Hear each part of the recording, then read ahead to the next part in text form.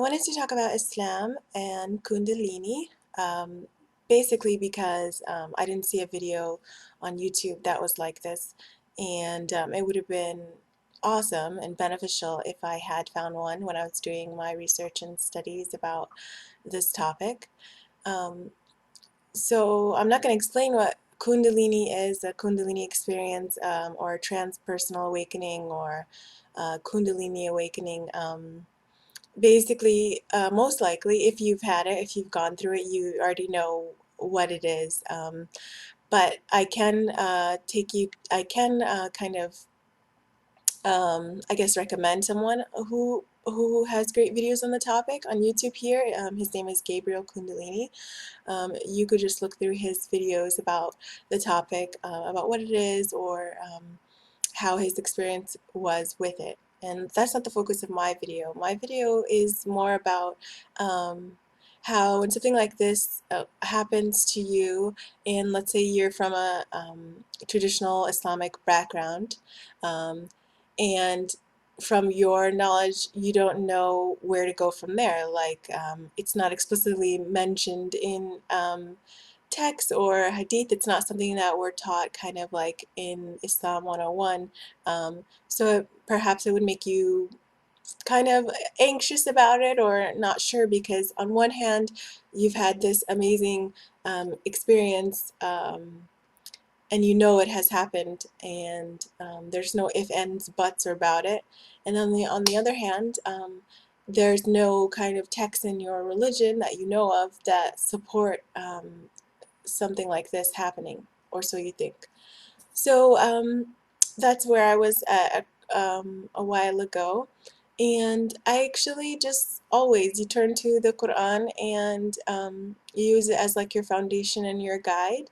And I had some input from others and some help from others, and I realized a lot of the stories actually do give way for beings or humans who aren't prophets but have gone through some kind of transpersonal awakening, or um, have some kind of knowledge, even though they're not prophets, or they're not, I guess, referred to as saints in the context in which they're revealed.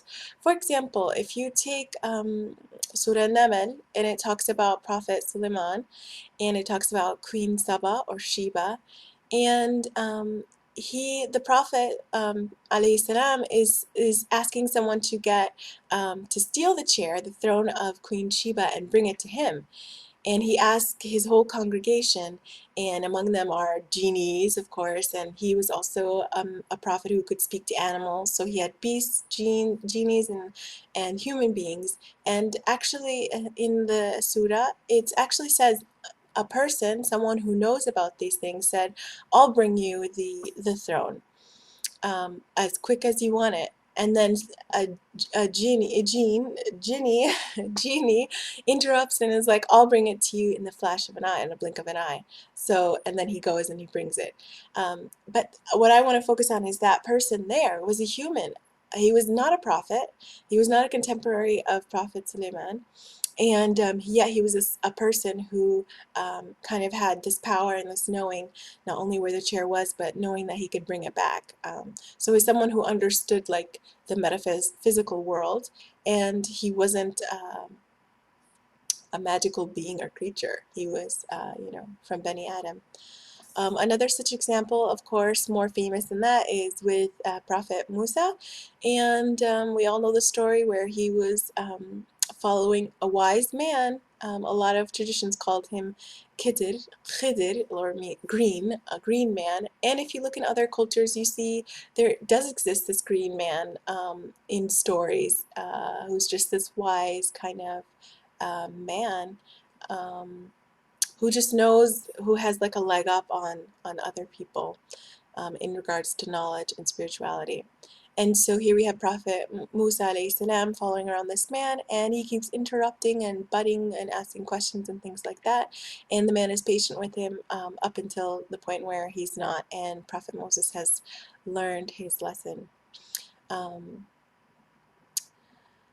So, and then we have Saba herself, just to go back to the story of King or Prophet Suleiman. She was a human being, and he thought she was so incredible that he, for a moment, thought she could be a jinn, like from the genie. But no, she was a human being. So, I think if we do look at the Quran and it's like it's almost exhaustive. I know there's 114 chapters, but like sometimes when I read another chapter of the Quran, I have like new eyes and I see things I didn't see before, or I understand things that perhaps I had misunderstood in the past, or um, uh, they make more sense to me now because of whatever it is I'm dealing with or going through. And so I hope to continue looking through the Quran for more instances where it seems like there's references to human beings, people like you and me, that like, you know, have have some sort of transpersonal awakening. Something happens to them where it seems like they're um, like it brings about a permanent change in them.